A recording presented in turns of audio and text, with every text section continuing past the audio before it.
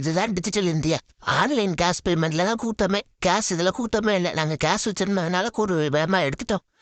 இது எங்கன்னா கொடிஷியா, நம்ம கோயம்புத்தூரில் அந்த எக்ஸிபிஷன் போட்டுக்கிறாங்க. அதுக்கு போயிருந்தோம். ஒரு ஆளுக்கு டிக்கெட்டே 150 ரூபா. நம்மளை முதல்ல வரவேற்கிறதே ஒரு பெரிய ஆக்டோபஸ் தான். அங்கே ஃபோட்டோ எடுக்கிறதுக்கே நிறைய பேர் நின்னாங்க. நம்ம அப்படியே அதுக்குள்ளேருந்து உள்ளே போனோம்னா நம்ம எவ்வளோ கஷ்டமாக இருந்தாலும் உள்ளே போனோம்னா நமக்கு அதெல்லாம் மறந்துடும். அவ்வளோ பறவைகள் இருந்துச்சு. அந்த பறவைகள் ஃபுல்லாக அங்கே எங்கேயுமே பறந்துக்கிட்டு இருந்துச்சு. நம்ம எல்லாம் வீடியோவில் பார்த்தோம், கையில் வச்சு பறவையை ஃபோட்டோ எடுக்கலாம், பாம்பை ஃபோட்டோ எடுக்கலாம்.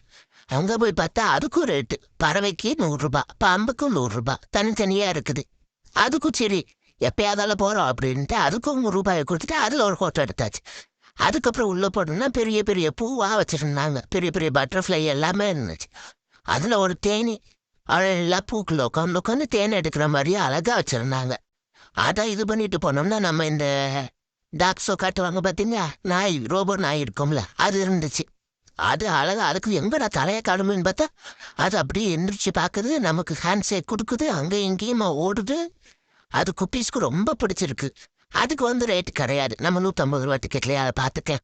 அதுக்கப்புறம் உள்ளே போட்டோம்னா ஃபிஷ்ஷோ, அங்கே கடல் கண்ணி இருந்தாங்க. அதுக்கப்புறம் ஒரு அண்ணா உள்ள மாஸ்க்லாம் போட்டு அந்த அண்ணா நின்றுக்கிட்டு இருந்தாங்க. பெரிய பெரிய மீன் எல்லாம் பார்க்கலாம்.